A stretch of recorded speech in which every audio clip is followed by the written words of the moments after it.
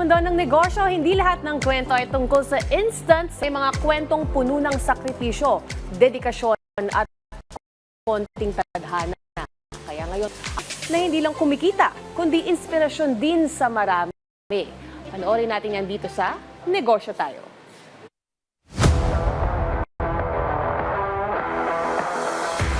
Nag-start siya sa hobby. May nakita kasi ako imported na aso, si Tri-Bull. Tapos parang in love na ako sa kanya. Binili ko siya.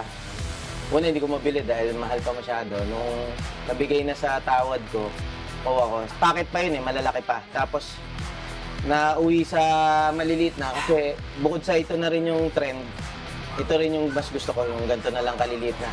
Micro, patinano. Bukod dito sa mga aso, meron din ako mga panlaban na manok, mga panabong. Pag may kursunada, nagbebenta rin naman ako. Sa pagbenta, hindi ako ganong mas gusto ko kasi yung sila pupunta dahil gusto nila, hindi ako yung hard seller Ayoko yung ganun kasi parang nagiging bakya So gusto ko, galingan ko na lang, gandahan ko na lang yung production para sila mismo yung pupunta. Ngayon, hindi na ganong kataas, parang naglalaro sa 30 to 50, ganyan. Tapos pagka maganda talaga, kaya pa rin naman ibenta ng 6 digits. Hindi katulad nung pandemic, talagang pinakamura, 100, yun puppy. Kaya makabenta kang 3, okay na Tapos, i-keep mo na yung mga gusto mo, ganun. Wala nang problema. Na-cover na lahat ng expenses. Yung kinikita ko kasi binabalik ko rin sa kanila Kasi ang gusto ko talaga makapag-produce ng magandang aso. Mas more of a breeder talaga ako, hindi talaga yung parang peddler.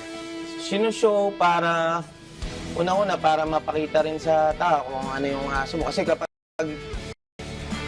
may maganda ka nga, pero hindi naman nila nakikita, so parang kaya mo sinushow. Tapos, kasi hindi naman lahat show. Kumbaga, ganyan, capture yung mga paa niya. Kumbaga, ito, kung may buntot sana siya, mas maganda to. Pero ito, pwede naman pang stock off, pati sa color. May mga best choco try, gano'n. May mga category naman Pero yung pointed na show, mas maganda yung may buntot, yung kompleto. Sa akin, kailangan love muna nila yung aso. Kasi kung pera kagad ang iisipin nila, hindi sila magsasucceed dito. Kasi love for the breed muna. Kasi kung ang pera ang iisipin nila, hindi naman parating may kita. Kailangan mo na mag-produce ka muna na maganda Kasi kung gusto mo lang kumita, kahit naman ibenta mo kung pangit yung na-produce mo, wala rin bibilis. Pagka nag-alaga ka na nito, para ka na rin may anak na rin.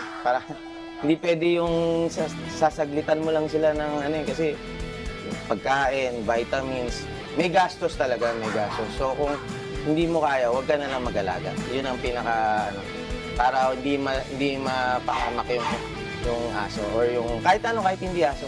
Kasi kung hindi ka mo kaya financially or huwag kang mag-alaga.